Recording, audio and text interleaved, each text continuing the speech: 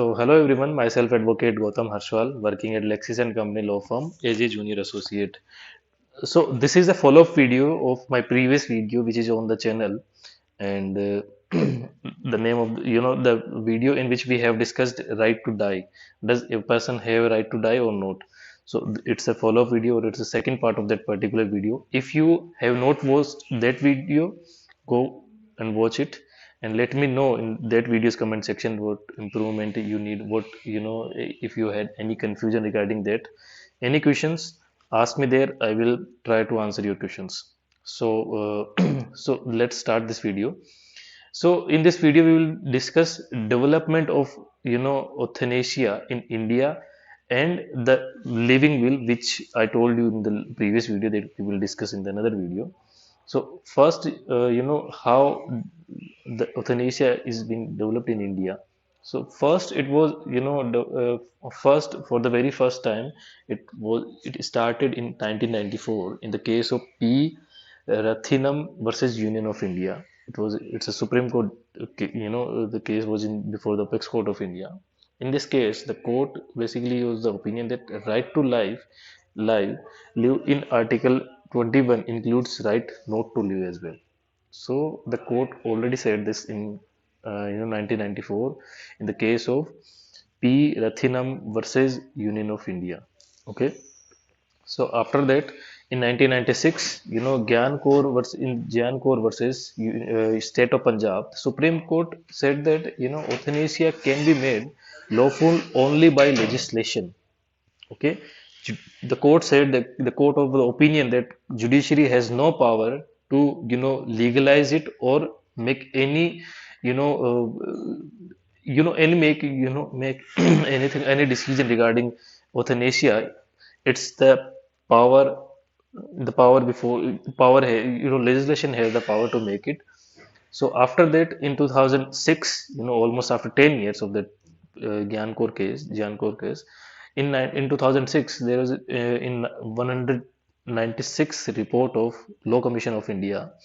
In this report, the commission, in this report, that it was proposed that proposed law to protect terminally ill patients from Section 309 of IPC, which I discussed. What is it? It's Indian Penal Code Indian Penal Code, that is attempt to suicide, or and that this particular section has punishment of 1 year imprisonment and fine as well. So after 190s, after that report from Law Commission of India, in 2011 there was a case before the Apex Court of India. Aruna Ramchandra, Aruna Ramchandra S versus Union of India. In this case, the court of the opinion that passive euthanasia should be permitted in certain situations. So if you read this particular judgment on this particular about if you read judgment, what judgment has been given in this particular case, you will see the Supreme Court of India has given basically guidelines, or has said that passive euthanasia should be permitted only in such certain conditions or such certain situations only, not after so.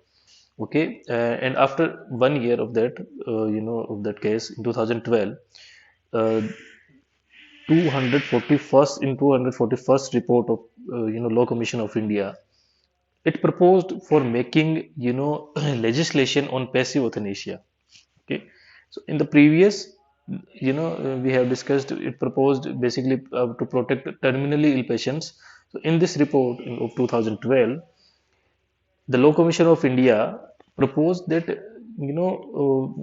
proposed for making legislation कि legislation होना चाहिए on passive euthanasia. Okay, so further, in 2018, there was a case called Common Cause versus Union of India. In this case, Supreme Court, laid down several guidelines regarding passive euthanasia. So there are, it's not one guideline; it's a number of guidelines. You must go and watch, read those guidelines. What those guidelines are. So that is what how development of euthanasia is being done in India, how it is developed now. we will come to the second topic, which is living will. What is living will? So, living will is a basically it's a will by name. You can understand it's a will. So, it's a basically a written legal document that spells out medical treatments you would like or you would not want to be used to keep you alive. Thank you so much for watching this video. I hope you like it. Let me know in the comment section what improvement you or what content you would like to watch in coming up videos. And if you like it, do share this video because knowledge should be shared with the people we meet, with the people we know. That's how we can make the society more knowledgeable, and we can make people more aware of their rights. Thank you so much for watching this video.